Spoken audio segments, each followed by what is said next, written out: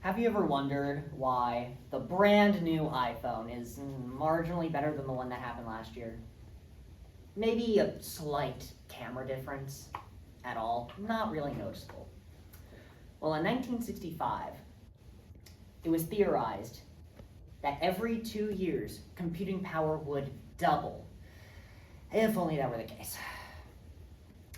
While technological advancement has historically followed an exponential growth curve, we are approaching natural and theoretical limits of what we can do with our current knowledge, suggesting that, well, we're gonna have to find something much better. And currently we are. Little example, Microsoft has discovered a new element, which is just fancy speak for they discovered a new way particles behave. All right, you got liquid, solid, gas, plasma.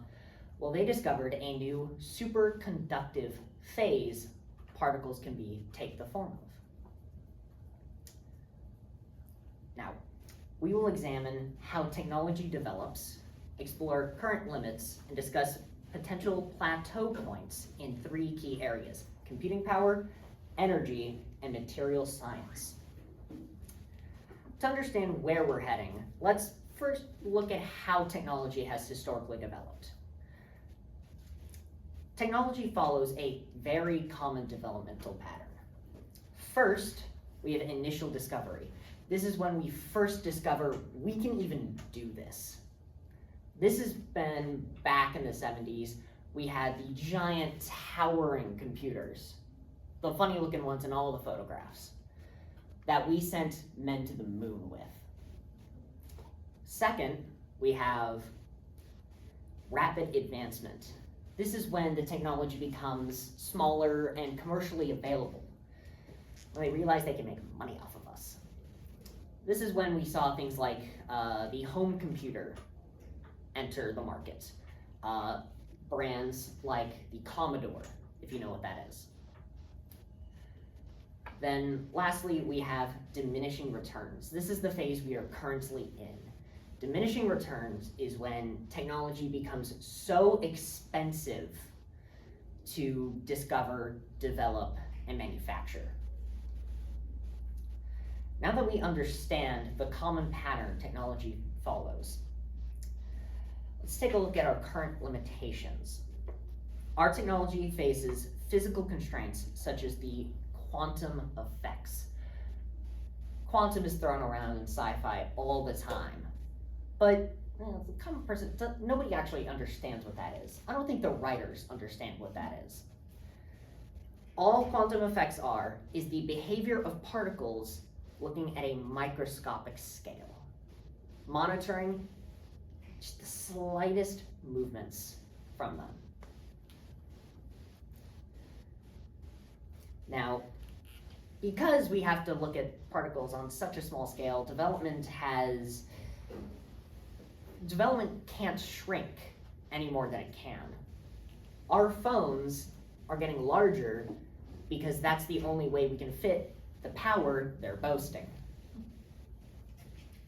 Then we have thermodynamics. Thermodynamics being just the way energy and matter behaves. Currently, we have no way around thermodynamics, so we can't exactly conduct energy through our phones any faster than we currently are. Then we have resource limitations. Resource limitations being we're out of elements that can conduct electricity faster than what we're already using. Currently, we're using things like copper, which is the fastest, cheapest material we can use. And cheapness is important, not because they're skimping out on us, but because we need a lot of it. However, like I mentioned earlier, Microsoft has developed a new state of matter. Fancy marketing.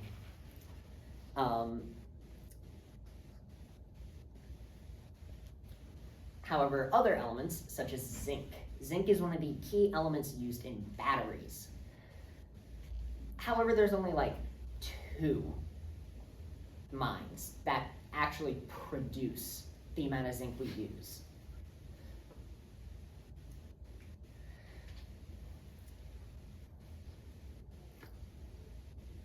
Next, we have the economic barrier to production. These computer chips are incredibly expensive to make. So expensive, a new factory to build these computer chips costs $20 billion to make. Thus, leading to the only country producing these chips being China. With new embargoes and tariffs, these chips are only going to become more expensive to import and manufacture with. But innovation finds a way. Alternatives such as quantum computing, which is essentially just computing at a really small scale, is the way forward and what we're currently looking into. As we explore today, tech follows predictable patterns.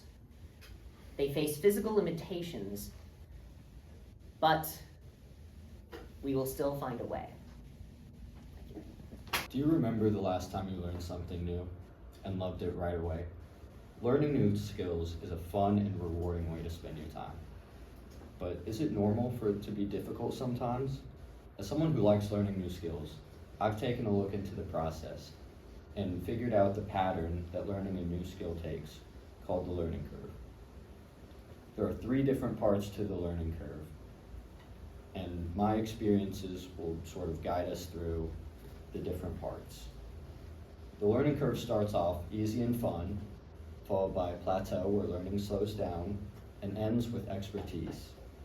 Throughout the speech, I'll reference a few skills I've learned over the past few years to give some valuable insight into the learning curve.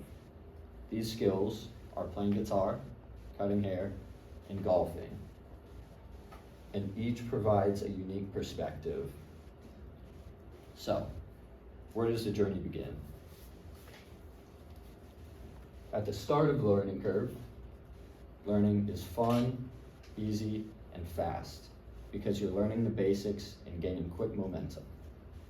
For instance, the first song I learned on guitar was super fun and exciting. It only consisted of 5 chords or musical notes, and I was already familiar with all of them, so piecing them together was fun and easy. Another example was the first haircut I gave, which was a lot of fun to do. After the first haircut, I had a few other friends ask me for similar cuts, so I was able to quickly learn from my mistakes and gain some momentum there. Initially, I had a blast golfing too. I made a lot of rapid progress. My dad was also very supportive of my golf journey. He got me a handful of lessons and gave me some tips of his own. I was having a blast with all these new skills and soon found myself in the next part of the learning curve. This next part is the plateau, where learning slows down and learning can begin to feel like a chore at times. For guitar, this happened when bar chords are introduced. This is a move where you press down on all 6 strings at once with one finger and requires lots of finger strength and technique. I had neither the strength nor the technique to do a bar chord, so I was severely limited in the songs I could play and learn.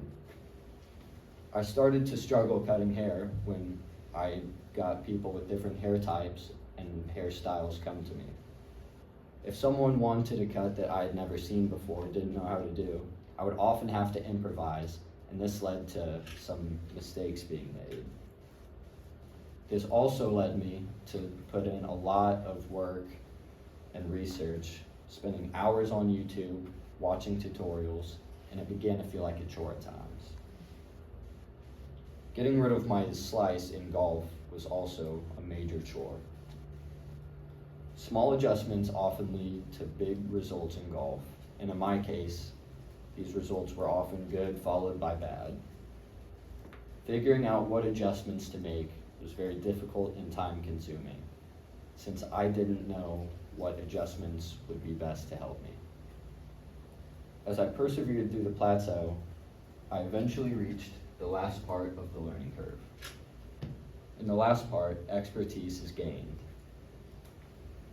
I've made a lot of progress in my guitar journey and can do pretty much any hand movement I need to now. I've developed my technique enough to where I can learn most every song I want to, even though it still takes me quite a while to get most of them learned.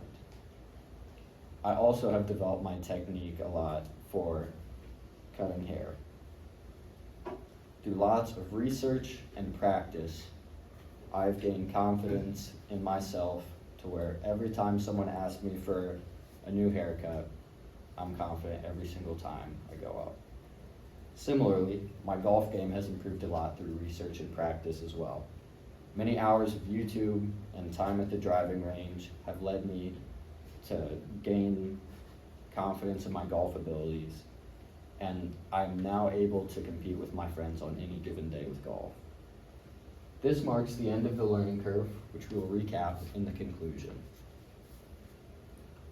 Knowing about the learning curve can be useful because you can know where you're at in your journey with learning something.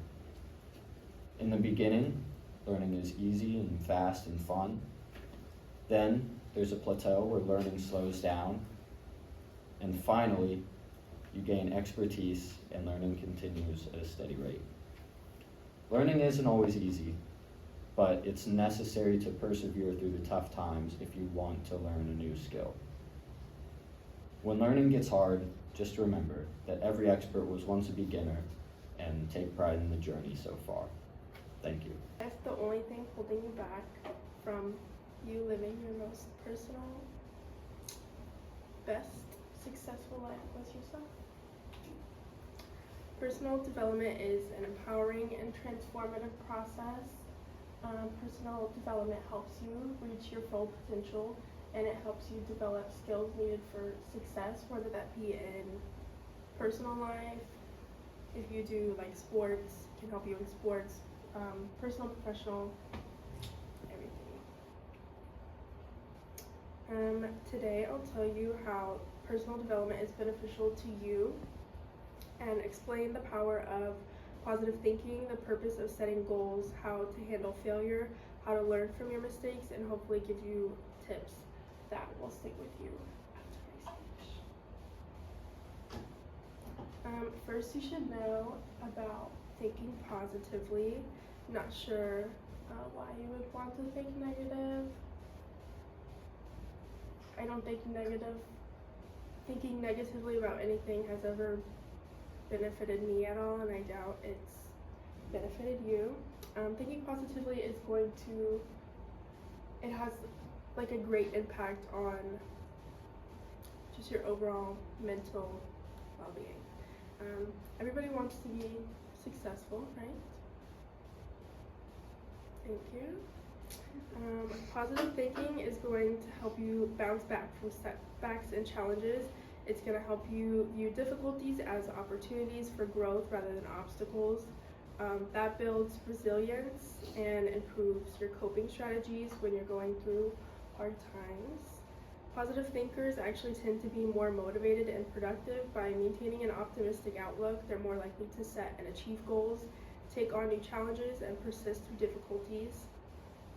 This increased drive can lead to greater success in both of those personal and professional settings that I said earlier. I have two theories that I kind of like refer back to many times in my life. They're kind of silly. But the first one is the Plato's theory. Everybody knows what Plato's is, right? Plato's closet. Sometimes you take in a whole huge box and then they give you like $10 and you're like, what in the world, right? This is a huge box. But if you go in and you think, this is like a full laundry basket full of clothes, I'm expecting $15. And then when they're like, we're gonna offer you $53, you're like, oh my gosh, $53. You're not like, we didn't take half of my stuff. The next one is the gas theory. This is something that's kind of new within me and my friends circle, everybody knows that gas is expensive. My car takes, I think right now it's probably like $80 to fill up from empty. Gas is expensive, but what are you gonna do, not drive your car? I mean, have to go do things, have to get to my job, have to go to school, so you just think like, man, have to buy gas, then, I mean, you have to buy gas, there's no, now that you know how to think positively, another thing that is gonna drive your motivation is setting goals. It's super important to set goals. Setting clear goals for yourself or making to-do lists helps you stay focused on what truly matters, allowing you to prioritize tasks and direct your efforts towards achieving specific outcomes. This sense of purpose helps eliminate distractions and guides decision making. Goals provide a clear target to strive for, which boosts motivation. You can make big tasks into smaller ones, and that just makes you feel, or makes me at least, feel more responsible, and I can hold myself accountable better. Setting goals also makes you kind of step out of your comfort zone. I feel like goal setting is something that may be important to this class because I don't think anybody's like comfort zone is coming up here and talking in front of a bunch of people. But this process and just the process of trying to be positive is gonna help you develop new skills. Obviously, we're all developing public speaking. Another thing that's like another analogy is like, think of if you were going to somewhere for spring break. You might be like so pumped to go to, I don't know, Orlando, but like your friend in the back seat is like, oh my gosh, like when are we gonna get to Orlando?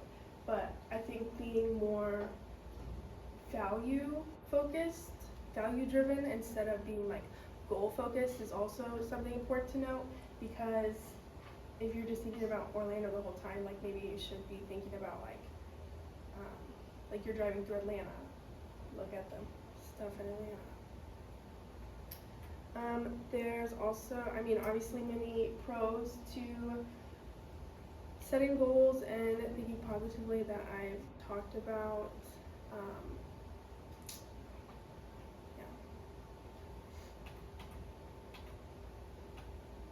I've said resilience so many times. Resilience is the capacity to withstand or to recover quickly from difficulties. So being tough, this is something that I hope you take away from this. In conclusion, adopting a positive mindset like this and understanding the role of goals and failure in your journey allows you to unlock your full potential. Remember, success is not defined by how many times you F up, but how many times you can rise and learn from each experience. LEK survey, 93% of people are compelled to eat healthy at some point in their life, and about 63 want to eat all the time healthy. But a Harvard study found that only 1 in 10 people even get their fruits and vegetables in on a daily basis, so that doesn't really sound very healthy to me. Today I'll be talking about how nutrition is more than just eating healthy foods, but is also making sure your body gets everything that it needs. Some points I'll be talking about today will be what nutrients your body needs, what minerals and vitamins people tend to be deficient in, and how to make sure your body gets what it needs and why it's important. First, what your body needs. There's 3 major things. There's macros, which include carbs, fat, and protein. There's vitamins, which are essential in health and your well-being. And there's minerals, which help your bones, fluid regulation, and give you energy. Next, what people tend to be deficient in. According to the National Institute of Health, the couple main ones are vitamin C, vitamin D, and calcium. Vitamin C and calcium are not made in the body, whereas vitamin D you can get from the sunlight, which helps, but it's usually not enough to supplement your needs. People's deficiencies tend to vary depending on your lifestyle, how active you are, what you eat. So getting some blood work done to actually know what you're deficient in could be good if a healthy life is important for you. Lastly, how to get what it needs and why it's important. Vitamin C is important for wound healing, healthy gums, healthy skin, and it's in fruits and vegetables like carrots, oranges, strawberries, etc. But like I said earlier, only 1 in 10 of adults are even getting their vegetables in, so this is why it tends to be so deficient. And vitamin D, its main thing is calcium absorption and other vitamin and mineral absorption. This is important for bone health, strength, energy. Some you can get it from the sun, then you can get it through fish, eggs, milk, and orange juice. And calcium is very linked to vitamin D, so most people who are calcium deficient are also vitamin D deficient. So without vitamin D, you're most likely going to also be calcium deficient because you can absorb it. It's important for bone health, teeth health, vision, and you get it from things like milk, yogurt, cheese. But most of the deficiency in calcium actually comes from a vitamin D deficiency. In conclusion, nutrition is more than just eating healthy. It's also what the body needs. The body needs macros, vitamins, and minerals. And people tend to be deficient in vitamin C, vitamin D, calcium, which are key for many bodily functions. And you need to supplement it most likely in your diet for your health. It varies from person to person, and knowing what you need is very important for you. So say I might be vitamin D deficient and he might be vitamin C deficient, and you won't really know unless you get your blood work done to really see what you're deficient in and how you need to supplement it to you. So shaping your diet the best for you is in the end goal the best way to get overall health. Thank you. How many teachers have you had in your life? I know that's kind of a hard question to ask, and I can't really name many off the top of my head, but according to the Devlin Peck community, for every 5 teachers that you've had in your life, 1 of them has quit last year, and 50% quit in the last 5 years. Teaching might seem easy, but it comes with a share of strenuous tasks and situations that lead to teachers quitting. Today I'll be walking you through the good, the bad, and the ugly of the teaching community. I know I started with the horrible statistics, but there's a reason why people like me and the other 86,000 students are studying education. This is job security, life fulfillment, and of course, breaks. Throughout history, there's always been a demand for teachers. And the teaching profession scores a 4.4 out of 5 on the security scale because teachers are offered a wide range of opportunities in the field. Switching focus becomes easy as well. In Massachusetts and New Jersey, compared to other countries and states, it scores a 60 out of 100 when it comes to teacher compensation, environment, student preparation, and employment. Next, fulfillment. I know from experience that watching young students learn and apply skills to life in school is one of the most rewarding things ever. America is a very diverse place, which gives teachers the opportunity to learn new things such as cultures and teaching tactics and things like that. And we also have the right to freedom, which means teachers can exercise this through a curriculum that applies to all students. And last but not least, we have breaks. The biggest conception about teaching is that breaks make it easy. This is true. They can relax for weeks despite having to grade or prepare lessons, and other countries do not have this luxury. Countries like Japan and South Korea have smaller breaks, school on Saturdays, school after school, and so on. Now that we've went through the positives, I'll go through the negatives, which is burnout, budgetary cuts, and salary. Burnout encapsulates all the issues for teachers because all of the issues that teachers face lead to burnout. Burnout can be seen as anxiety, depression, lack of motivation, and poor execution of the job. A lot of teachers in the US deal with bad home life as students see school as a second home or even just home. And this can be very debilitating for anyone, especially teachers, which can lead to burnout. And 52% of teachers claim that they have experienced burnout. Next is budgetary cuts. In 2008, $60 million were lost to disinvestment from the government. Budgetary cuts lead to missing out on necessary resources such as internet applications, basic school supplies, and up-to-date buildings. And obviously the most popular teacher disadvantage and why a lot of people don't pick this field is salary. In 2025, $40,000 is the livable wage. And in 2025, an entry-level teacher makes about $30,000 and can work their way up to about 45 once they become more experienced and seasoned. But we can solve this issue. First off, as students, we can notice the effort and be appreciative of teachers. This helps lead to them not burning out as they feel seen, but also the government can help. In states like Oklahoma, the government has invested $35 million to mental health professionals and counselors, which has increased the retention rates tremendously. We can also start by raising salaries to match their workload and the other professions around the area. So that's appreciation, supplies, and then salary. With all that said, teaching in the U.S. comes with its many disparities, such as burnout, budgetary cuts, and its low salary. But with the benefits of job security, fulfillment, and breaks, and the support of us and the government, we can make 0 in 5 teachers the quitting statistics. As we reflect what it means to be a teacher in the U.S., recognize that American teachers face many difficulties and still thrive, creating lifelong learners and shaping the future. Because of teachers, students in the U.S. have unlimited opportunities. Being a teacher in the U.S. means that you're creative, resourceful, and most importantly, persistent. Thank you. 1 in 8 women will be affected by breast cancer in their lifetimes. Allow me to rephrase that. Hypothetically, 4 people in this room alone would be affected. It's a pretty big statistic. And it's not meant to be used as a scare factor, but it's used to show you how potent of an issue this is. Today I'll be talking about breast cancer awareness in its entirety. What it is, how it affects you and me both, and what we're doing about it. Breast cancer awareness and education isn't just a mindless donation. It's women around the world, strangers, to family, to friends, and the love that surrounds the strength. So how do we showcase that part? In order to properly speak about breast cancer, first we need to know what it is. Breast cancer is a disease in which cells in the breast tissue begin to duplicate and replicate uncontrollably, causing tumors and/or masses to form. It's most commonly detected by something called a mammogram, which is an X-ray scanning to find these masses. Treatment options normally come in 2 ways, radiation or chemotherapy. Chemotherapy is a drug administered through your bloodstream to go towards your entire body, whereas radiation is a specialized radioactive waves that goes to certain parts of your body for those tumors and masses.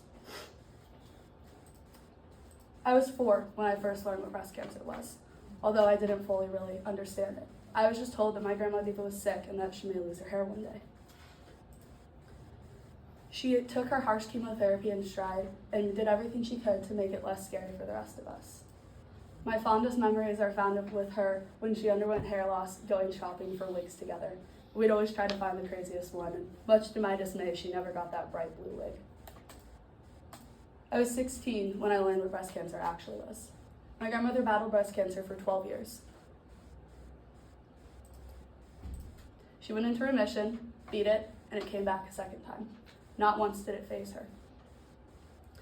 Her fire never dimmed, and until that very last minute in the hospital saying goodbye, she continued to be the rock for all of our family. Her legacy still lives on and bleeds into everything that I do. However, my story and her story is not one of a kind. Women around the world struggle, but they put a smile on their face and show up for those around them. I was 18 when I learned how many other people were fighting. I moved from out of state and didn't know anyone. Since then, I found both my passion and my people through my sorority's nonprofit. Our profit is Breast Cancer Awareness and Education, and I've since then had the opportunity to serve as both our director and now our vice president of philanthropy. We host multiple events throughout the semester, such as our late night dinners, in which we open up our sorority house to members of all of campus to come and get either Chick-fil-A in the fall or pink pancakes in the spring. This year we're also hosting something called Big Man on Campus, which is a fraternity pageant competition, and it's going to be held in Jesse Hall in April. However, I knew that we could do more. We wanted to make a difference at a local level, helping patients that really needed it. This semester, we're excited to introduce our new partnership with Ellis Fischel. Many of you might have heard of them. They're with the MU Healthcare Center, and they're a treatment center for cancer that helps all types of cancer. Being in Missouri, there are a lot of rural communities that don't have this access to kind of healthcare. So many women have to drive multiple hours and aren't able to afford it or aren't able to get here. We are looking to fund a 30-foot long mobile mammography unit in the next 2 years that is going to be able to travel to these rural communities and help with early detection in women. According to Alice Fischel's website, there's a 60% decrease in fatality when early detection is available. In addition to this, we will also be funding a wig program for many women that undergo hair loss through chemotherapy and provide those wigs for free, as well in the future, the next 5 to 10 years, helping fund a new nuclear reactor on campus that creates radioisotopes for more specialized chemotherapy treatment. I was 20 when I learned about the support that other people need in the community. There's only so much good that money can do, and there's so much of a difference with the direct impact that you can have by going and helping people. Our members this semester will also be hand-making fleece blankets along with creating chemo care kits to go and pass out to patients at Alice Fischel undergoing treatment, as well as spending time with them. In addition to this, there are many kiddos that have to go to treatment before school starts early in the morning. Alice Fischel provides them with a stuffed animal room to pick out a stuffed animal to sit with them while they undergo treatment. This year, we will be holding a stuffed animal drive to help revamp their stuffed animal room and also spending time with those kiddos. I don't know how old I will be when we find a cure, but I do know that there is no age limit to when you can start helping. Whether it's donating money, attending an event, or being there to help someone when they really need it, it's more than enough. And as sad as the topic as it can seem to talk about, there's one silver lining I've always heard when I talk to patients. People care, and people want to make a difference. For all of the pain, all of the chemo, and all of the fighting, it's fought together. At the beginning, I talked about how the love surrounds the strength. But what I've realized is the love is the strength. Everyone always talks about women being pretty in pink when they fight against breast cancer. I personally have always found women to be pretty damn powerful in pink. These women are some of the strongest in the world, and they lead with love. So to wrap it up, I want to leave you with something to think about. Today I've covered what breast cancer in its entirety, what it is, how it affects you and I both, and what we're doing about it. So here's your food for thought. Cancer sucks. What are you going to do about it? Thank you. Have you ever wondered how it's like to step into a new world where every moment is a new experience? I believe traveling is the key to unlocking that adventure. So today I will give a speech about the benefits of traveling through 3 main points. Those 3 main points are the cultural experiences, the personal growth aspect, as I really believe we can grow as individuals when we travel. And also I'll talk about the memorable experiences, as obviously when you travel a lot you have very unique experiences in different places. So I'll also be talking about the challenges as well, as obviously everything in life comes with challenges. And let's start by talking about the cultural experiences. So I really think I am credible to talk about this topic, as I've traveled to over 55 countries over the years. And the planet, the Earth, is very big, and I feel like every country gives a different experience. I remember just like, I'm from Norway, which is very far away from the US. I remember last winter I traveled to Brazil, which was on the other side of the world. Like going from the dark, cold Norway to a country like Brazil, it was summer over there. So I went from minus 30 Celsius to plus 30 in like a span of 1 day. That was like a very unique experience, just like seeing different people there, just like different mentality, food, traditions. Certainly made an impact on me. What really stood out was the pace of life in Brazil compared to Norway. I felt like in Norway people were so focused on like making money and working hard, but in Brazil they were more focused on enjoying life and living life at a slower pace.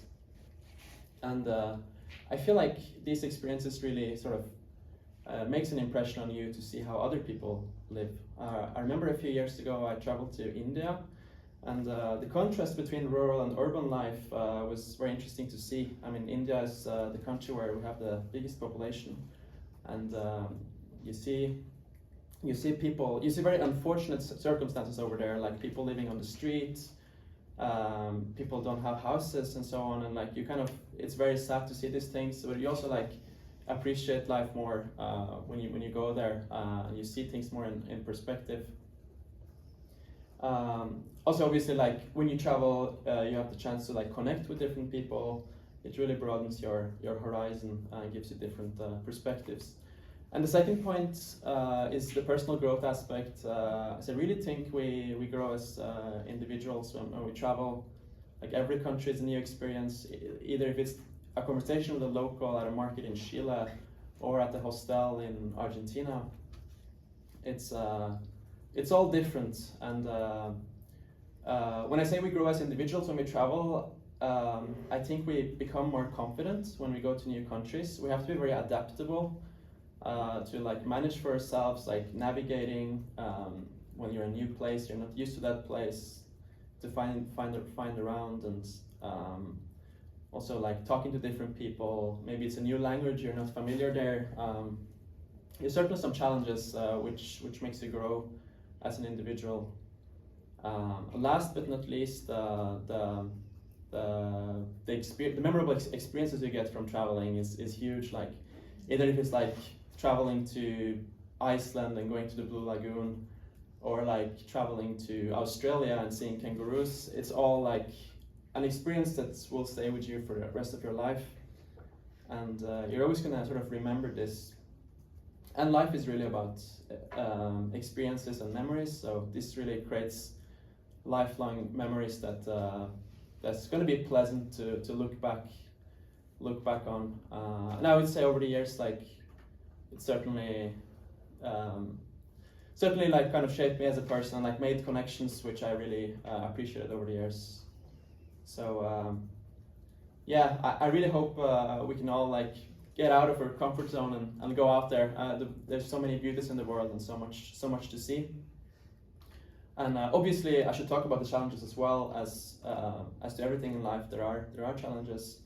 It can be pricey to travel, like accommodation, travel, food, hotel, everything adds up. So it's not cheap by any means. But I will say that it is very possible to travel budget friendly. I've personally stayed in hostels in Argentina and Brazil, and I would even say that that's actually been a better experience than staying in a hotel. When you stay in a hostel, you travel, you connect with different people who are in the same boat as you. They're also there to travel and have a good time, so you don't have to travel to New York City and stay in a expensive hotel to have a good vacation. You can travel to Southeast Asia, you can travel to South America. There are many cheaper countries you can travel to, so there are ways to find around the budget. To wrap this up, I really encourage you guys to travel. You're all very young, and you have so many years to explore the world. The world has a lot to offer, and definitely, I'd love it if you guys come and ask me about any tips or anything. I'd always be happy to give any advice. Let me know if you have any questions, but thank you so much. All right. Hey guys, I'm Connor. You've probably heard me talk about it a lot, or you heard Kalina talk about it, but I've done comedy a few times. So my informative speech today is going to be about better strategies to do comedy. If you've ever tried to do comedy, which I imagine a few of you have thought about it or have just been totally scared of it, you would think it's very simple, like you're talking to one of your friends making a joke, but it's really a lot more nuanced than that. So I've got some strategies here that are going to help you kind of get an idea if you were interested in going into that and seeing what it's like. Firstly, I think it's most important to know your timing. Knowing your timing is it's what breaks like good jokes and bad jokes. It what separates them. So if I were up there telling a joke and I knew I wanted the audience to laugh at a certain point, I would pause partway through that joke, right? It causes like an awkward silence, which may sound bad in most cases, but actually that awkward silence usually forces people to laugh, which is ironic. But people don't like hearing open space, right? So they laugh to fill that space. And besides that too, there's also timing your punchlines to your jokes. That's very important too, to kind of control the speed of your jokes and the flow that you're going at. Because when you're up there on stage, you have a set amount of time. Generally, it's 4 minutes to do your entire set, and your set is just your entire lineup of jokes that you have for that night. So timing your punchlines and timing your pauses goes a long way to making sure you're in that time frame, and you can actually control when people laugh whenever you do so. Next, I've got one of the most important parts of comedy as well is knowing your audience, right? So we talked about this stuff in public speaking a lot. A lot of these things align with public speaking because the nature of comedy is public speaking. But knowing your audience allows you to make jokes relevant to them. So anytime that you make a joke that people can relate themselves to, they're gonna laugh at it more. They're gonna think it's more funny. And that's just because you have that, oh, I do that kind of idea, right? And you can put yourself in that person's shoes, and that's always funnier to you. Also, a lot of forms of comedy, obviously it can differ between comic, but is about writing a thin line between them thinking it's just, okay, whatever, and them actually being offended by something. You know, that might sound kind of bad, like you don't want to offend people, but also when you're kind of hinging on that, not hinging on it, but you're edging towards it, people kind of start laughing. It's almost like a forced response. So knowing your audience allows you to get close to that line without crossing it, because you don't want to actually make someone mad, actually offend someone, or at least the whole audience. You know, some people, that's their goal, but generally speaking, you don't want to necessarily do that. So knowing your audience really goes a long way to allow them to understand your comedy and really like what you're saying and actually laugh at what you mean. But it's not just those two things, right? I said the other two things are important, but hands down to me, the most important thing that you want to take away from this speech is persistence. And that's not just in comedy, right? That's in everything. We hear this 100,000 times, persistence, persistence, persistence, keep going, determined, like be determined.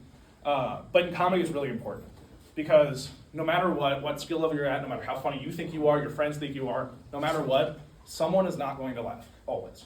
You are never going to get everyone to laugh every single time.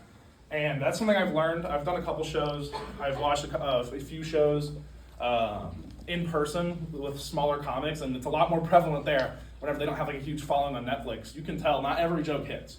And that's why we practice, right? So persistence to me has like three main pieces, in comedy at least. There's having thick skin, which is the being able to shut off when no one laughs, because it's gonna happen. There's writing good jokes, which is a lot harder of a process than you thought it would be. So when you sit down and you're actually workshopping these jokes, you have to write down something that's not just funny to you, but it's funny to other people. And then third, you have practice, right? Taking those jokes you wrote down and putting them out on the stage, seeing if people laugh, seeing what happens, and then working on them. A lot of people will write something, no one laughs, or a few people laugh, and they think, okay, that's not funny, scrap it. But that's not really what you want to do, right? You want to tweak it and change it in certain ways to allow people to laugh, get their joke more easily, and really understand what you're trying to say. So like I said, persistence is the key takeaway from my speech, in my opinion at least. So overall, I talked about persistence, knowing your audience, and, persistence, knowing your audience, and timing. So all of these things really come together to allow you to be a better, not only comic, but speaker as well. So these things can apply to multiple facets of your life, multiple facets in this class alone. And with all those three things, and if you're actually funny, you can put them together and people will laugh eventually. Imagine that you are in between classes, you go to the bathroom, and you find someone unconscious on the bathroom floor. You don't see them breathing, and you can't find the pulse. So you call 911, but what do you do until they get there? If you have an AED near you, the AED can help you save this person's life. The AED is a crucial life-saving device which can be used by any individual and a valuable tool in an emergency, especially when someone experiences cardiac arrest. The AED stands for Automated External Defibrillator and is a tool that is widely used for people when they're performing CPR. I've been a lifeguard for 4 years, and I recently became certified as an instructor where I've already taught 2 classes at about 6 people how to use the AED and perform CPR. In my speech, I will first talk about what the AED is and what it looks like. Then I will walk through how you can use it to perform CPR, and finally, why it is such an important life-saving tool. First, if you want to use an AED, you probably should know what you're looking for. There are a bunch of different brands. Mostly, you'll probably have already seen the AEDs that are in these cases. You're likely to find them in dorm halls, gyms, airports, and office buildings. There's also this brand that I am personally most familiar with called the Zoll AED that you can find in these suitcases. But in general, if you want to find an AED, you need to look for this heart symbol with the bolt in the middle. And that shows that that is an AED that you can use. When you open the AED, you will find these images on the inside. These images show you the steps visually, what you can do and how to use it. So it shows that you need to check if they're responsive, you need to call 911, and how to perform CPR with the correct ratios. Additionally, inside the AED, you will find a small Ziploc bag of materials such as razor, scissors, and a small towel. In the AED, there are the defibrillator pads, and in order to attach them correctly, you have to put them on a bare chest. So if someone has hair on their chest, or if they're wearing a shirt, you can cut them off or shave their chest so that the pads stick on properly. And additionally, this is what happens when you turn the AED on.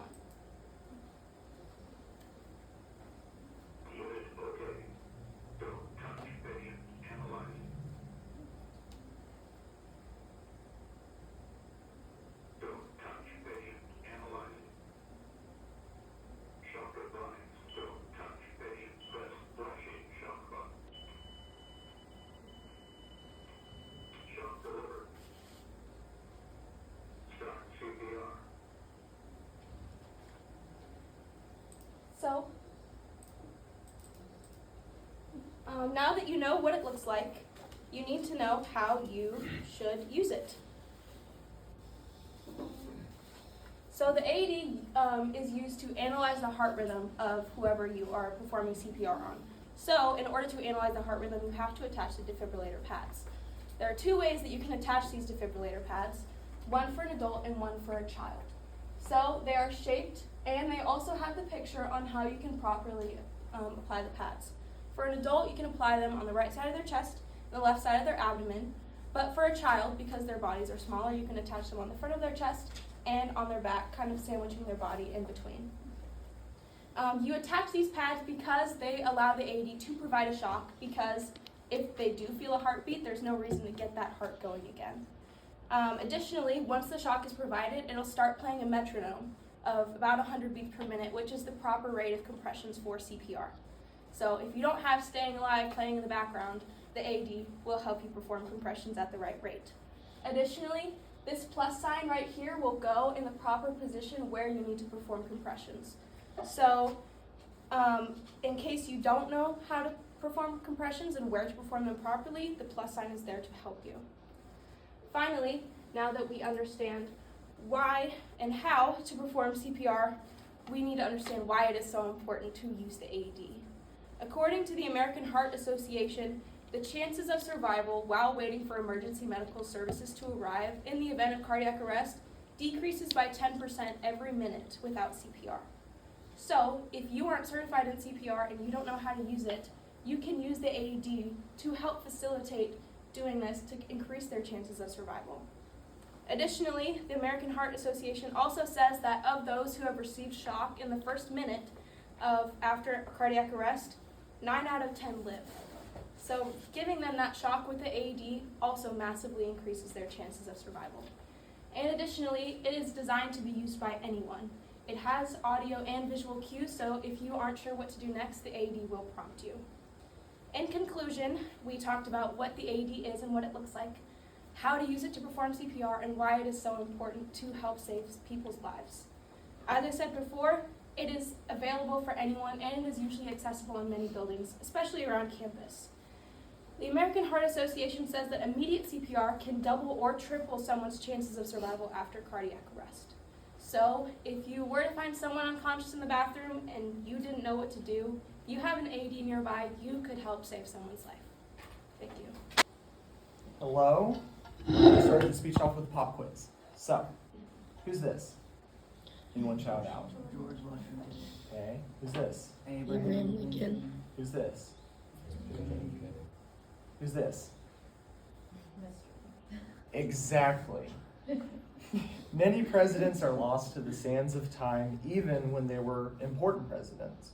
This is what I want to discuss with you today, underrated presidents. I will talk about 3 presidents specifically: John Adams, the 2nd president, James Polk, the 11th president, and Dwight D. Eisenhower, the 34th president. While they've had such a major impact on us, even past their lives, and they're only just a footnote in our history. So, let's get into our first president.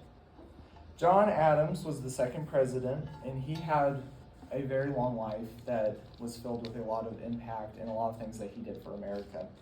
First off, he was a founder. He signed the Declaration of Independence, helped draft the Constitution, and was out abroad in France talking to other people to try and secure us a treaty with France to help us win the Revolutionary War. And he also, while he was a founder, he got to fight for many things that were very important for him, one of which was judicial activism. He was the one that really fought for, like, everyone gets a lawyer. Whenever the Boston Massacre occurred, when British troops ended up massacring a bunch of colonial Americans, he said that everyone does deserve a lawyer, and he ended up representing them, despite many people really, really hating his guts at that point. But he ended up representing the British soldiers, and he ended up winning, and the jury sided with him, saying that they were not guilty of murder. He also then would become president, and he averted us from war while he was president. Britain and France started to fight during his presidency, and we already had a treaty with Britain, and France started raiding our ships. It's called like the Barbary Pirate War or something, or the XYZ Affairs it's also called. And he ended up sending a peace delegation over, and he ended up getting a treaty done with France, which averted us from war, because we were on the cusp of war. And by that point, this was not the America today. This was 13 states, very tiny, a lot of debt, not a standing military, versus France, which was a superpower at the time. And there was no guarantee that we would have won, and America could have ended before it even got to start. Now we can move on to our second president that I want to talk about. His name is James Polk, which is this guy that no one knows, and he's just kind of weird looking with like a mullet or something. One of the greatest things that he did is we had the Mexican-American War during his time, in which we won and rapidly expanded America. We went from about Louisiana was where our territory was stopped at his time, and we went all the way to California, had Texas, California, everywhere. So the 50 states, the 50 stars on those flags that we have today is because of him. He also helped found the Department of the Interior, which does conservation. So if you like national parks, or if you like things like actually looking nice in America and it's not a bunch of McDonald's, thank James Polk. And he also helped set up what he called the Independent Treasury, which sounds very boring, but it's pretty important because it set up the modern financial system we have today, in which the Treasury holds the taxes that we all give, and then they are allowed to use that money in the government. And it also made it centralized, where like they were the ones that printed all the money. So like the reason that we have money to the reason that we have like one single dollar is because of James Polk. Now, finally, for the last president is Dwight Eisenhower. He's the 34th president. Many of us probably know that he was a World War II general that planned D-Day, and then he became president. But he did so much more than that. He ended up desegregating schools during his time. Brown v. Board of Education happened in 1954. And in Arkansas, there was a governor that used the National Guard to stop any black children from coming to the school. So he sent down the 101st Airborne Division, which he also used during D-Day, to desegregate that school.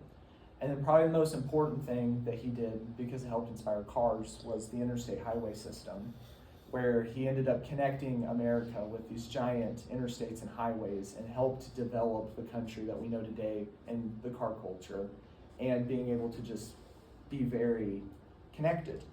And then the last thing I want to talk about with him is like his foreign policy was like kind of the standard for our foreign policies to this day, especially when it comes to the Soviet Union during the Cold War. He did containment, which meant that we just need to cut the Soviet Union off and they'll eventually die, which they would in 40 years. And now, you know, Russia isn't as powerful as they were when they were the Soviets. They're still pretty major. So to just conclude all of this, I just want to say that these three presidents accomplished so much and yet are not talked about. Adams helped steer the ship of the early republic. Polk helped shape the America we know today. Eisenhower would progress this country with civil rights, connect us with highways, and help plan to defeat the single biggest enemy of his lifetime. We have had 47 presidents. While we talk about Washington, Lincoln, Kennedy, there are so many more out there waiting to be discovered by the American people. Thank you. A survey done by the National Health Center concluded that about 24.2% of Americans over 18 work out or get any physical activity. This is not a great statistic since getting physical activity can get rid of type 2 diabetes, prevent cardiovascular disease, and it can even help with cancer and other diseases. So I think it's a very important thing for people to get out, get moving, and work on their bodies a little bit in order to help themselves in the future, since America has its problems with obesity and other problems. So I will be talking about some tips about how to get into working out or just physical activity in order to avoid injury. Some of the supplements you can take in order to help yourself grow faster and also just help with brain fog and other things. And then also just a little bit on nutrition. So first of all, I want to talk about how to avoid injury. I have been using dynamic stretching in order to prevent my joints from getting injured. I have been doing this for about 4 months and I have had 0 injuries. It has been really great actually. So this was actually a study done by the National Library of Medicine and just like the benefits of doing dynamic stretching. So the first one right up top is for your shoulder. You have to do this on any like cable machine. You just bring it out and in, you go slow, and you just try to feel the stretch in order to like strengthen those shoulder muscles that you usually wouldn't get just by working out. Another one I really like is using a dumbbell or a cable again.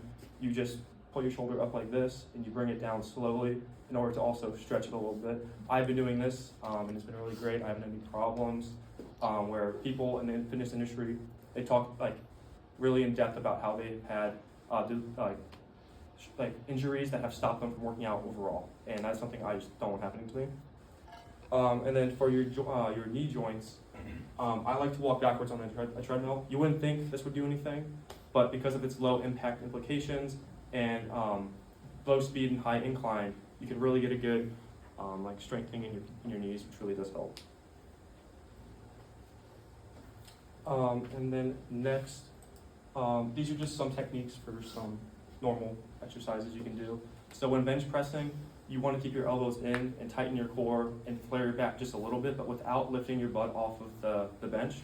This creates a kind of locked-in movement to where you can fully activate your chest without hurting your shoulders. If you flare out your elbows, it can lead to tears, and no one wants that because you need to go get surgery, and you can't work out anymore. And then next for squatting, this one is a little bit easier. All you need to do is really just square your shoulders, keep your core really tight, but you have to extend down without bending your back. If you bend your back, it can lead to major spine problems, and that is not a good thing for you.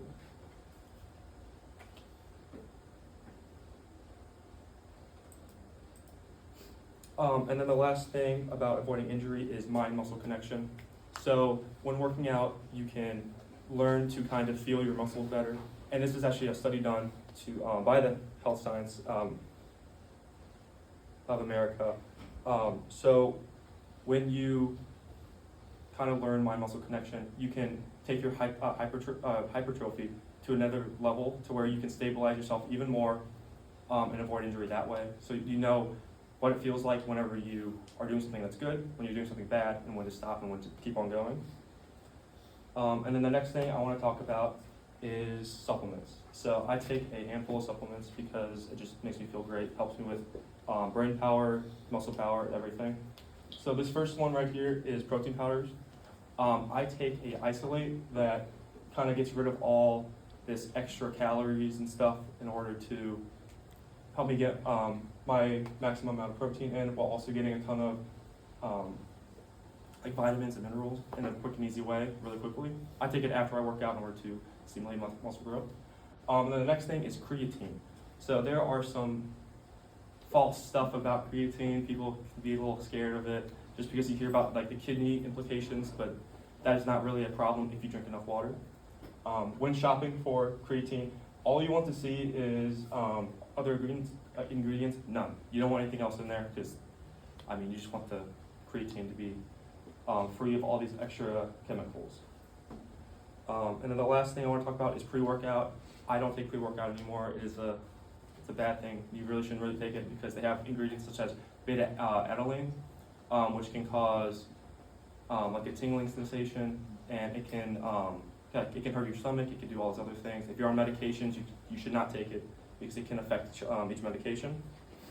It does have its benefits within like getting better pumps, giving you energy for when you work out, but I do not see the drawbacks kind of outweigh the benefits, in my opinion. And so the last thing I want to talk about is nutrition. This is really quick.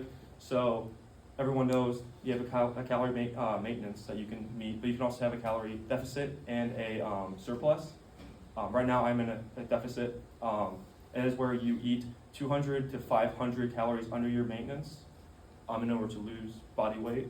The surplus is the opposite. You eat 500 to 700 calories more than your intake. This will make you gain weight slowly over time. And then the last thing is some macros. There's proteins, there are carbs, there's fats. I put a heavy importance on protein. I try to get 1 gram to 1.3% grams per body weight, a pound of body weight, in order to grow more, grow faster, be stronger. So in conclusion, physical activity and learning the ins and outs of working out and just learning your body is a very important thing. Knowing how to avoid injury, knowing supplements to help you grow, and knowing your nutrients can really help you strive for the future and keep your body safe and healthy. Thank you. A very restless night, and then compare that to waking up after a night of very good sleep that you got like 8 hours or so.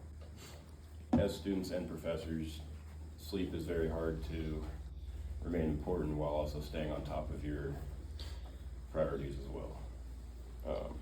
I'm here to talk about the importance of sleep and how it can affect your academics, your overall health, and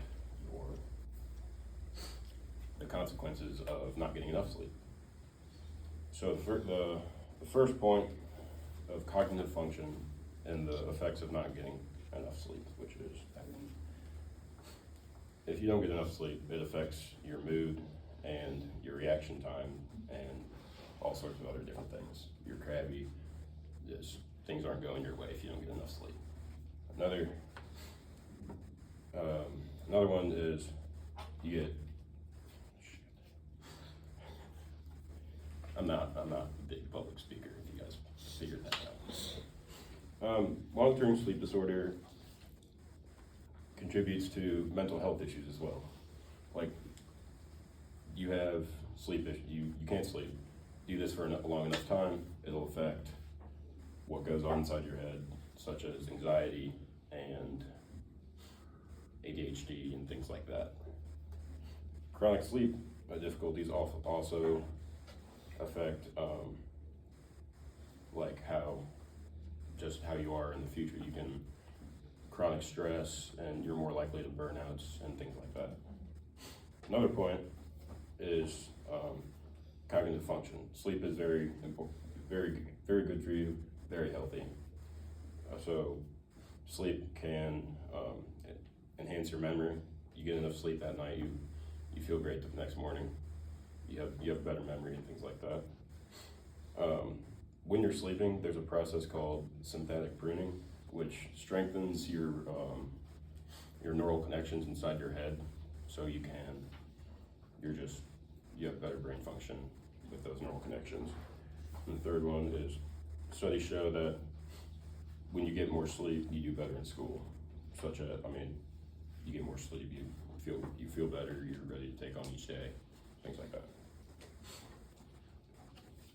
Also, sleep is very important for your physical health as well.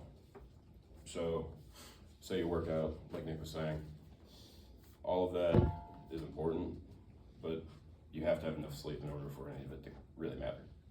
When you're sleeping, your body kind of rebuilds muscle, rebuilds tissue, strengthens your mental health, everything like that. And it just getting enough sleep every night helps out with your overall longevity. You'll live longer, you'll have a happier life if you get your required sleep every night. in conclusion, if you can sleep, sleep.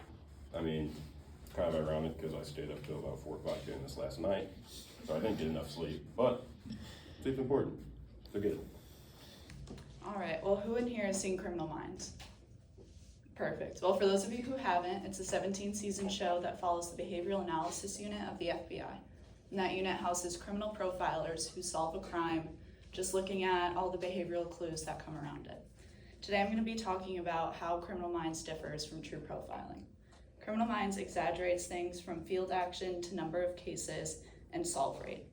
In field action, they exaggerate direct confrontation, office work, and crime scene involvement.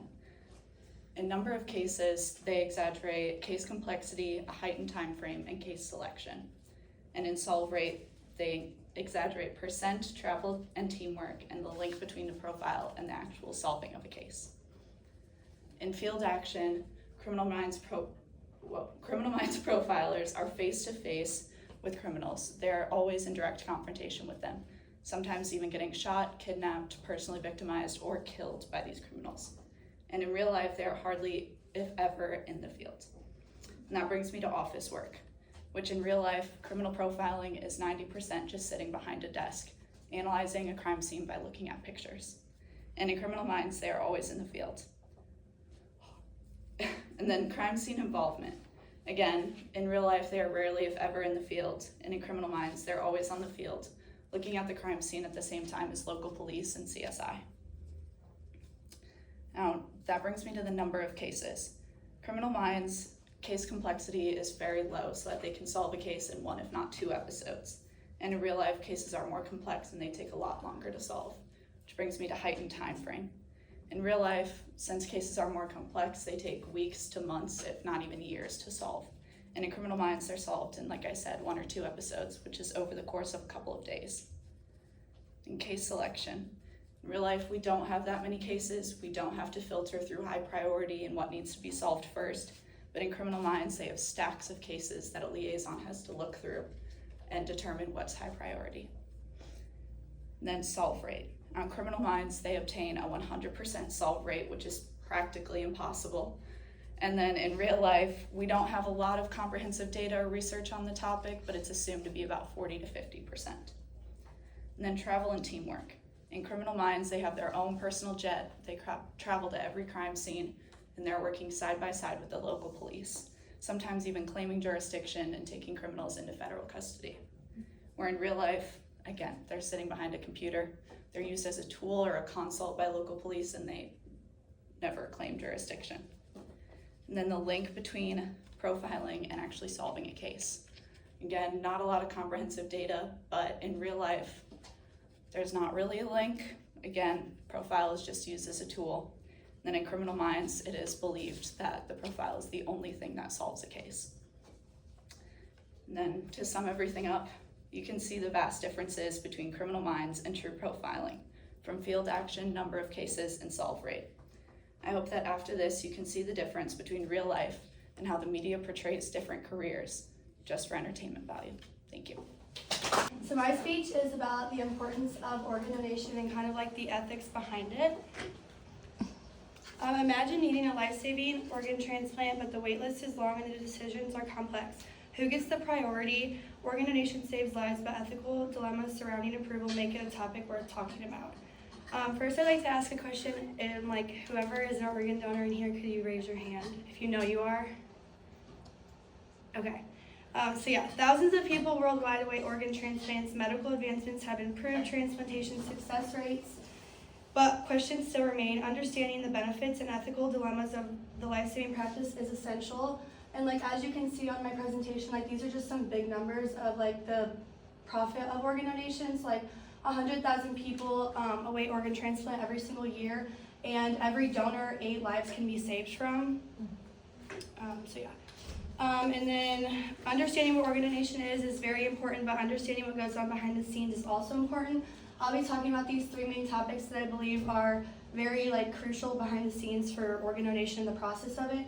My 3 topics are medical and legal considerations, giving consent, and the allocation of organs. My first topic is, like I said, medical and legal considerations, and I'll be kind of going over informed consent and government regulations. So, donors and families must provide consent to ensure they fully understand the implications of donation, which is kind of like once you sign up to be a donor, you have to like understand like what you're signing up for, because like you can't really back out of it a lot of times. There are many laws that establish brain death and ensure ethical practices. Brain death is the most common basis for deceased organ donation. It is legal and medical requirement before organs can be harvested. A lot of cases, families challenge this when, like, say their kid goes brain dead. Patients if they are declared brain dead, then families can refuse organ donation, which becomes like a huge legal issue within the hospital and causes a lot of issues. Then there's two systems that are used for organ donation. It's the opt-in and opt-out system. The opt-in system is that the donor actively registered themselves. So like I know if you have like a driver's license, you have like your organ donation is like on your license. So that's kind of like you saying that you did it yourself. The opt-out situation is donation is assumed unless you say otherwise. Then my next topic is consent in organ donation. Every country has different systems, like I said, and they're all different forms of consent, like the opt-in and opt-out situation. A lot of people will argue that presumed consent increases the number of available organs, which leads to more saved lives. Others believe that assuming consent invades individual rights and personal choices. Another big ethical dilemma is like family involvement. So in many cases, if a person is a registered donor and their family like votes otherwise after they're already, like I said, brain dead or something, it causes like huge issues between families and stuff. I believe that consent should be talked about a lot more, because I feel like people sign up and they don't understand what they're signing up for, or like their families don't know what their wishes are, and then when it comes to the whole situation, it's like very hard for families to hear that. And then my last topic is the allocation of organs, like who gets priority. This basically determines who receives the organs. There are many factors that goes into allocation. Those factors being wait list, medical urgency, and geographic locations. Like wait lists, like people will be on a wait list for months to years, and like it could take forever how long, even if it's like not a medical emergency. And then if there is like medical urgency, that person will move to the top of the wait list, and it kind of just shoves everyone on the wait list down, and it just like is a cycle that's not like very good. And then geographic location, for instance, like if you're in a rural area and you have like a smaller hospital, rather than like a big city with a big hospital, sometimes like the organs are less available at a smaller hospital than they are in like a huge hospital in the city. There are a lot of questioning the fairness of organ allocation, such as should patients who are younger get the organ first, or should patients who take better care of their health? So like if there's a patient who has lung cancer and needs a lung, but they've been a smoker their whole life, or if there's a patient who just has been healthy their whole life and has a lung problem and needs an organ transplant, that's like a huge like questioning in the whole organ donation area, just because people think it's not fair, but obviously the system is gonna do what they want. So yeah, in conclusion, organ donation is important and a practice that can save many lives. All three main points were consent, medical and legal consideration, and allocation, and they were all three big factors that lie within organ donation and should be talked about a lot more in order to inform everyone about it. The world's fastest supercomputer, El Capitan, is capable of performing over 2.8 quintillion calculations per second. But what if I told you we could do better? Quantum computing could theoretically outperform the world's best supercomputers and change the world forever, so it's important to understand this groundbreaking technology. Last semester, a friend of mine who does research with the quantum computing professor here at Mizzou, Dr. Shu, invited me to go to a presentation about quantum computing from some expert in the field. I really didn't remember much from that presentation, but I became really interested in quantum computing and soon joined the Mizzou Quantum Computing Club and became experimenting with some of IBM's free-to-use quantum computers. And so today I'll break down some of the fundamentals of quantum computing, why you should care about it, some of its potential applications, and how it will affect you and some of the challenges it faces. So what exactly makes quantum computers different from the computers we use today? Well, classical computers process information in bits, values of ones and zeros, and they use those to process information. Quantum computers, on the other hand, process information in qubits, which can be 1, 0, or values in between, or both 1 and 0 at the same time, due to superposition. This is where qubits can exist in multiple quantum states at the same time until we measure them. You may have heard of Schrodinger's cat as a classic example of this phenomenon.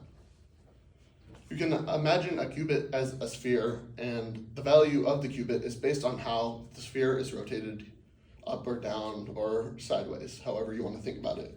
And this rotates it and changes the value towards 1 or 0.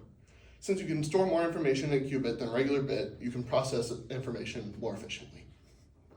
Another key concept is entanglement.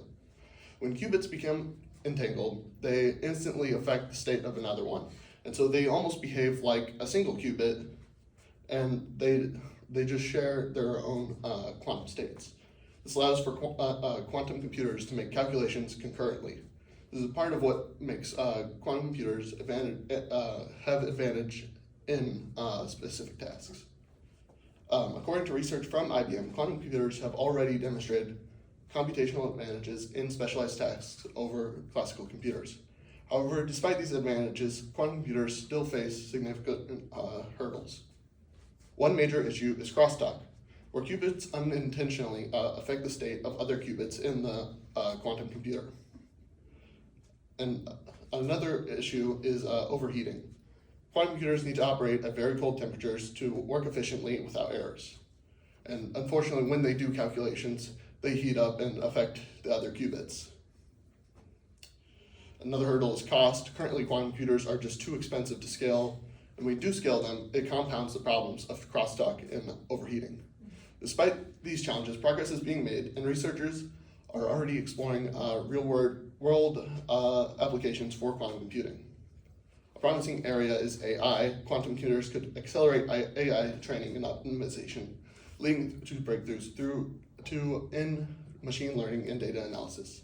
In healthcare, quantum computers could revolutionize drug discovery and genetic research by analyzing complex molecular structures. For example, Google's quantum AI team has demonstrated quantum simulations for chemical interactions, which is important in drug development. However, one of the most significant implications of quantum computing is cryptography. According to a study in 2022 by the National Institute of Standards and Technology, quantum computers could break current encryption methods such as RSA encryption, which is currently the standard encryption method we use for online data. However, we are currently transitioning to quantum-resistant encryption methods, which work by encrypting our data in math that quantum computers are specifically bad at. In conclusion, quantum computing is a revolutionary technology that will redefine many fields and redefine our lives. Although significant challenges remain, advancements are being made, and while quantum computers are steadily improving, we will not see them replace any traditional computers anytime soon. However, their impact on many fields such as AI, healthcare, and various other fields is very promising and could change the world. I think it's important to understand this technology because the same thing will happen with quantum computing as it did with AI. For me, AI was always something that I kind of knew about, but really never put any thought into it until around 2020 when ChatGPT came out, and then it just changed everything. It wasn't really something I paid attention to, but around 2022, we saw ChatGPT, and it literally just changed everything. NVIDIA became worth more than Apple in just a few years, and now English teachers have to grade ChatGPT instead of their students. I imagine similar explosive developments will happen in quantum computing, maybe not now, but in the near future. As this technology continues to evolve, it's important to stay informed about quantum computing, whether it's implications on the field or however it is doing. This field will shape the world we live in. Thank you.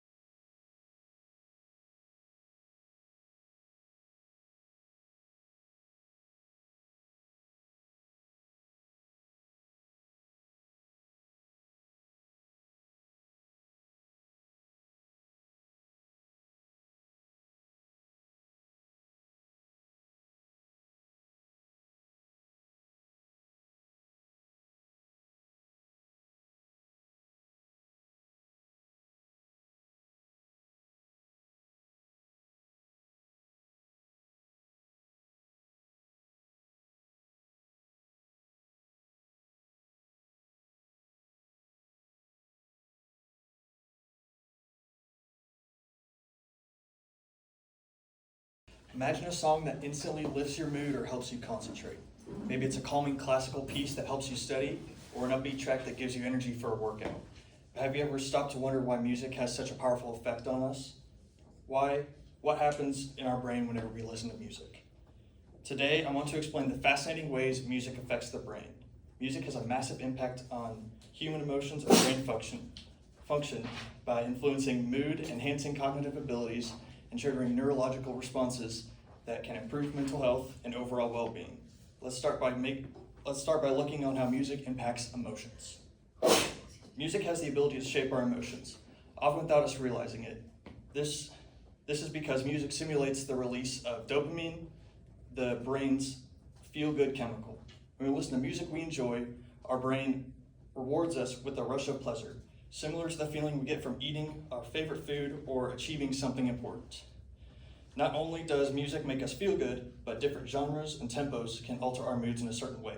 For example, soft and slow can help us relax, while fast and energetic can help us increase our motivation and excitement. This is why upbeat music is placed in gyms to increase our energy, while calming music is placed in spas for a soothing atmosphere. Music is also deeply tied to your memory. Have you ever heard a song and suddenly felt like you were transported back in time? That's because music is processed in some brain regions that can handle memory and emotion. A certain song can bring back childhood memories or remind you of a specific person or event. While music affects how we feel, it also has an incredible impact on how we think. Listening to music can impact focus, memory, and problem-solving skills.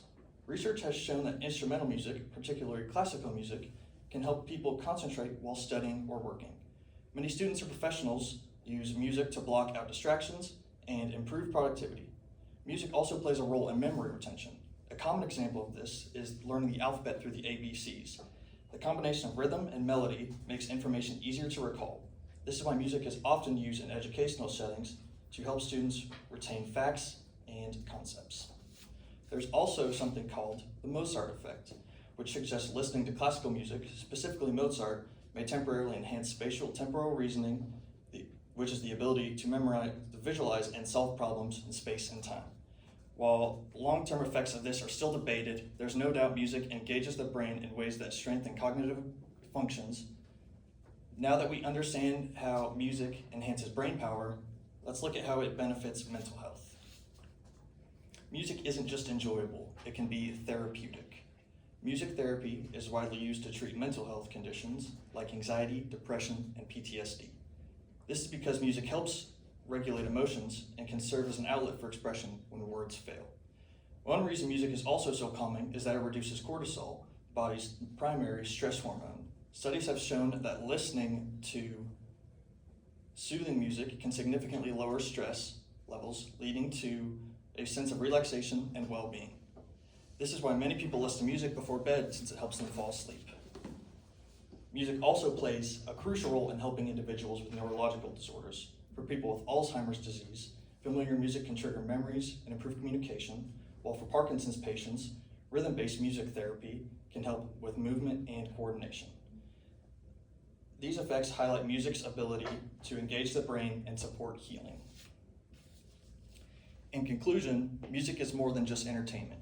It's a powerful tool that shapes our emotions, enhances our thinking, and even improves our mental health. We've seen how music can influence our moods and emotions, how it strengthens cognitive functions like memory and focus, and how it plays a vital role in reducing stress levels and helping those with neurological conditions. So next time you put on your favorite song, just remember it's doing more than make you feel good.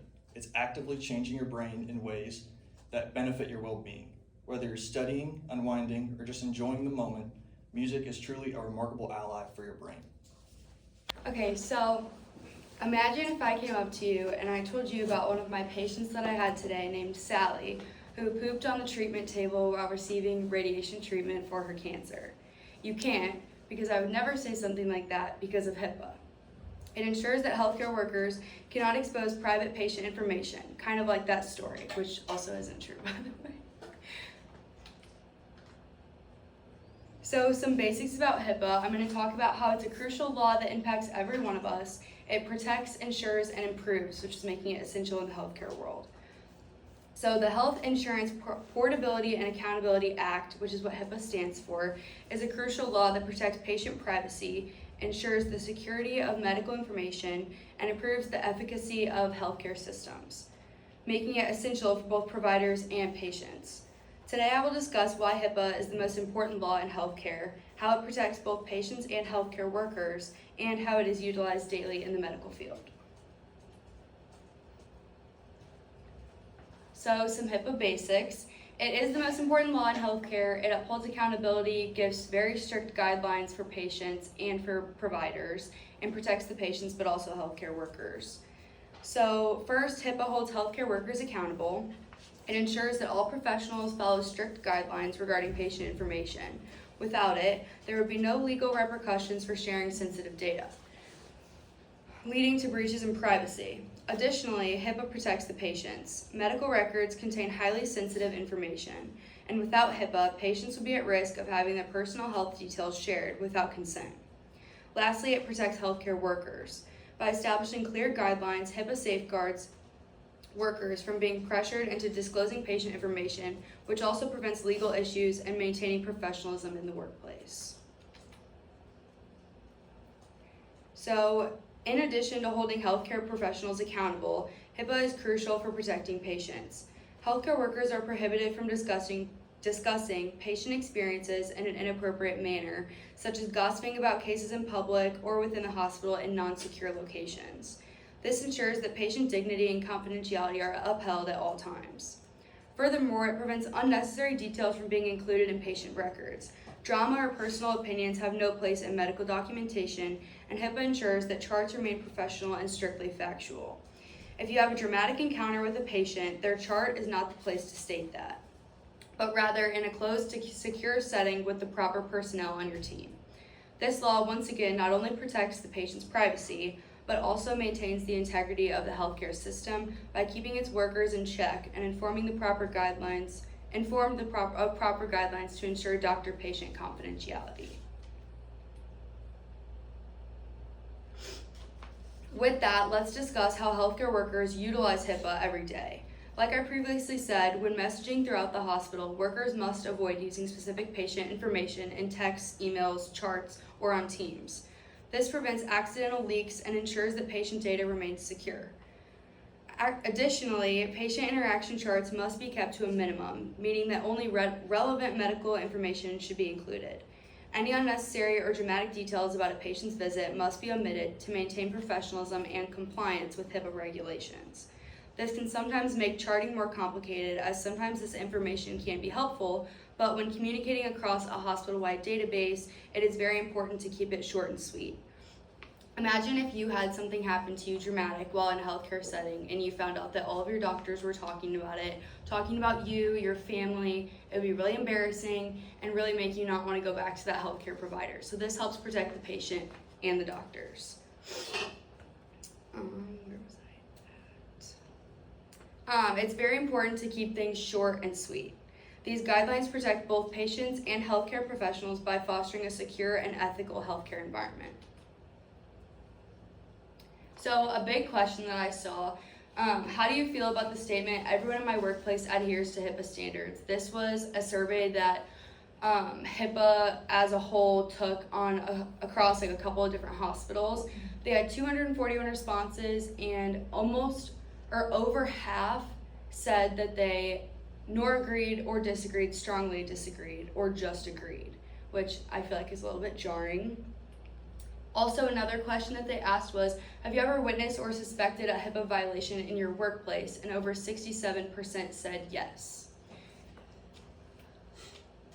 So in conclusion, HIPAA is an essential law that upholds privacy, security, and accountability within the healthcare system. It ensures that healthcare workers follow ethical practices, protects patients from privacy violations, and safeguard professionals from legal trouble. Without HIPAA, healthcare would be chaotic and trust in the medical field would diminish. The next time that you visit a hospital or clinic, remember that HIPAA is working behind the scenes to protect your private information and ensure the highest standard of care.